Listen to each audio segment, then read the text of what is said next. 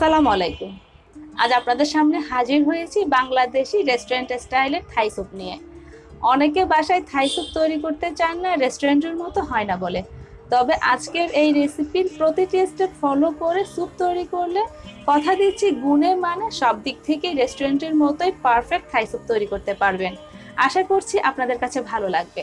ভালো লাগলে ভিডিওতে লাইক দিবেন, শেয়ার করবেন, আর আমাকে সাপোর্ট করার জন্য প্লিজ আমার চ্যানেলটা সাবস্ক্রাইব করে পাশে থাকা বেল বাটনটি প্রেস করে দিবেন। ও হ্যাঁ, ভিডিও শেষাংশে থাকছে বরাবরের মতো আহি শৈলীর রিভিউ, দেখতে ভুলবেন না। থাই স্যুপ বানানোর জন্য আমি একটা চুলোয় প্যান বসিয়ে দিয়েছি, এখনও চুলাটা আমি অন করিনি।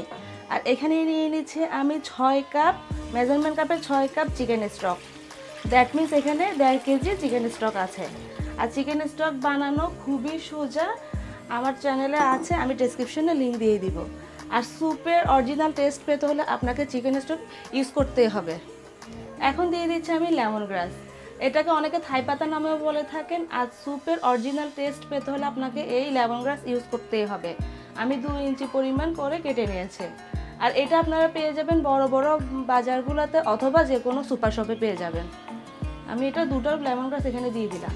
এখন দিচ্ছি এখানে আমি আদা, এটা আমাদের দেশি আদা, এখানে আমি 1 ইঞ্চি পরিমাণ এভাবে স্লাইস করে কেটে নিয়েছি। এখানে যদি আরও টেস্টটা বাড়াতে চান সেই ক্ষেত্রে আপনি এখানে থাই আদাটা ইউজ করতে পারেন। সেই ক্ষেত্রে 1/2 ইঞ্চি থাই আদা দিবেন আর 1/2 ইঞ্চি দিবেন দেশি আদা। আমার হাতের কাছে নেই, আমি শুধু দেশি আদাটা দিয়ে করছি। আর এখন দিচ্ছি 4টা কাঁচামরিচ, আমি মাঝখান থেকে একটু চিড়ে দিয়েছি। এদিকে আমি নিয়ে নিয়েছি 200 গ্রাম বোনলেস চিকেন, আর আমি চিকেনটাকে পাতলা পাতলা করে কিউব করে কেটে নিয়েছি। সেই সাথে আমি নিয়েছি চিংড়ি, আর চিংড়িটাকে আমি খোসা ছাড়িয়ে মাঝখান থেকে এই রকটা ফেলে দিয়েছি। আর আমি এটা তেল অন রেখেছি, এটা দেখতে সুন্দর লাগবে, আর রেস্টুরেন্টগুলোতে এভাবেই করে থাকে। আর নিয়ে নিয়েছি এখানে আমি 2টো হাঁসের ডিমের কুসুম, আর চেষ্টা করবেন এখানে হাঁসের ডিমটা ইউজ করতে, এতে করে কালারটা অনেক বেশি ভালো আসে। এদিকে আমি নিয়ে নিয়েছি 3 টেবিল চামচ কর্নফ্লাওয়ার, এটা আমরা স্যুপে ইউজ করব। আর আমি সামান্য পরিমাণে পানি দিয়ে এটা মিক্স করে নিয়েছি, এটা ঠান্ডা পানি। এটা আমাদের মিক্স করা হয়ে গেছে, এটা আমি একটা পাশে রেখে দিচ্ছি। এখন আমি সব কিছু মিক্স করে নিব, সেই জন্য একটা বাটি নিয়ে নিয়েছি। আর বাটির মধ্যে দিয়ে দিচ্ছি চিকেনগুলো, সেই সাথে দিয়ে দিচ্ছি চিংড়ি, দিয়ে দিচ্ছি হাঁসের ডিমের কুসুম,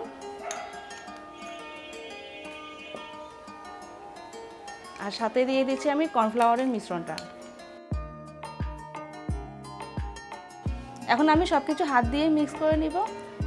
আপনারা চাইলে চামচ ইউজ করতে পারেন, তবে খেয়াল রাখবেন যাতে ডিমের কুসুম এবং কর্নফ্লাওয়ার একসাথে খুব ভালোভাবে মিশে যায়।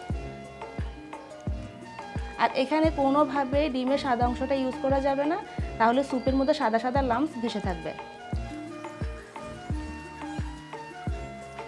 আমাদের এই মিশ্রণটা রেডি হয়ে গিয়েছে, এখন আমি চলে যাচ্ছি স্যুপের মূল রান্না। এখন আমি চুলাটা জ্বালিয়ে দিচ্ছি, এতক্ষণ আমাদের চুলা কিন্তু অফে ছিল। আর এই পর্যায়ে আমি চুলা রাসটা লোতে রেখেছি। আর সেই সাথে দিয়ে দিচ্ছি আমি চিংড়ি চিকেনের মিশ্রণটা।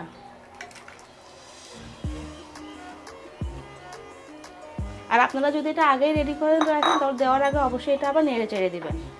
আর আমি চুলোর আজকে একদম লোতেই রেখে এটা 2 থেকে 3 মিনিট খুব ভালোভাবে মিক্স করে নিব। এই পর্যায়ে আমি চুলোর আঁচটা মিডিয়ামে করে দিয়েছি। আর এখন আমি বাকি ইনগ্রিডিয়েন্টসগুলো অ্যাড করব। এখানে নিয়েছি আমি 3 টেবিল চামচ পরিমাণ টমেটো সস, আর এই সসটা আমি বাসায় তৈরি করেছি।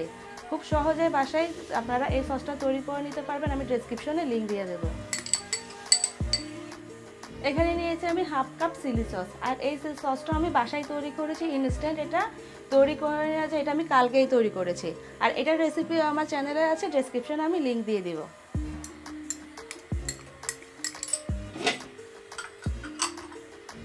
দেখুন সসটা দেওয়ার সাথে সাথে কিন্তু স্যুপের অরিজিনাল কালার আসতে শুরু করেছে। আর এখানে দিয়ে দিচ্ছি আমি 1 চা চামচ পরিমাণ সয়া সস, দিচ্ছি 2 টেবিল চামচ পরিমাণ লেবুর রস, সব শেষে দিয়ে দিচ্ছি 1 টেবিল চামচ পরিমাণ চিনি। আপনারা লক্ষ্য করেছেন যে এখানে আমি লবণ অ্যাড করিনি, কারণ আমাদের চিকেন স্টকে অলরেডি লবণ দেওয়া আছে। আর এখানে ঝাল টক অবশ্যই নিজেদের পছন্দ মতো বাড়িয়ে বা কমিয়ে দিতে পারবেন। এখন আমি চুলোর আজকে মিডিয়ামে রেখে নেড়ে চেড়ে রান্না করব স্যুপের পারফেক্ট থিকনেসটা আসা পর্যন্ত।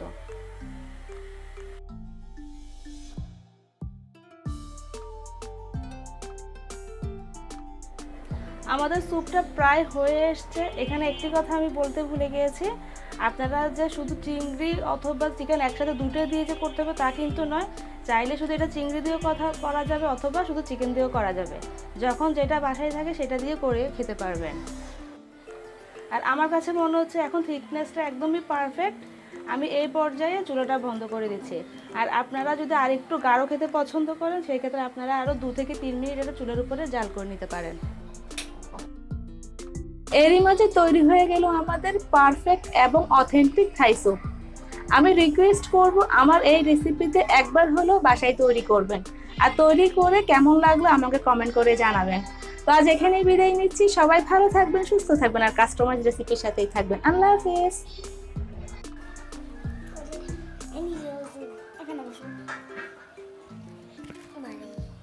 আমি আর এখানে লাগাবো।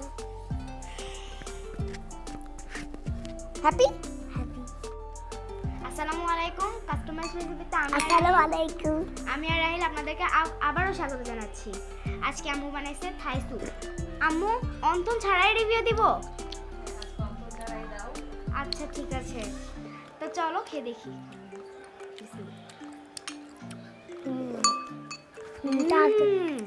আমি টাকে ও আগ থেকে খাওয়া শুরু করছে। চিংড়ি চিংড়ি আমি খাই না, আমি মাংস দিয়ে খাই। অনেক মজা হয়েছে, একদম রেস্টুরেন্টের মতো। ওই চিংড়ি আছে, চিংড়ি। Thank you. আমার চিংড়ি খুব পছন্দ। মা আরেকটা চিংড়ি, আমি বড় চিংড়ি পাইছি। Thank you. সব চিংড়ি আমাকে দিয়ে দাও, আমি খুব হ্যাপি। অনেক মজা হয়েছে। একটু পরেই আমরা লাঞ্চ করব, আর এপিটাইজার হিসেবে স্যুপটা এক্সিলেন্ট।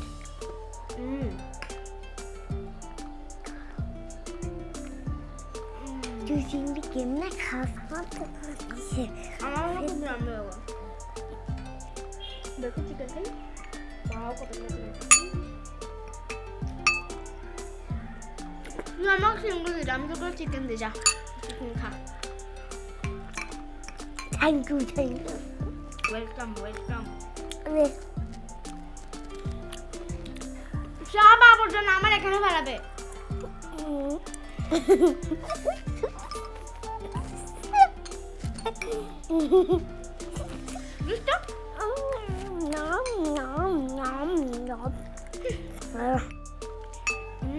চিংড়িটা দেখতে খুব সুন্দর লাগতেছে, আর লেজ থাকার কারণে তো অনেক সুন্দর লাগতেছে। আমার চিংড়ি খুব পছন্দ। আমার চিংড়ি পছন্দ না। তোমার তো চিকেন। আর আমার চিকেনের টেস্ট চিংড়ির টেস্ট আর আবর্জনার টেস্ট। রেস্টুরেন্টের মতো হয়েছে একদম।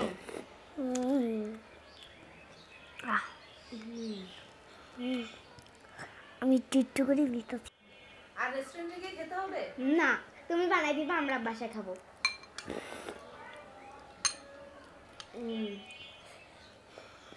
স্যুপটা আরো আছে বাসায়, এখন রেস্টুরেন্ট। ঠিক। এটা তো আমাদের নতুন বাসা।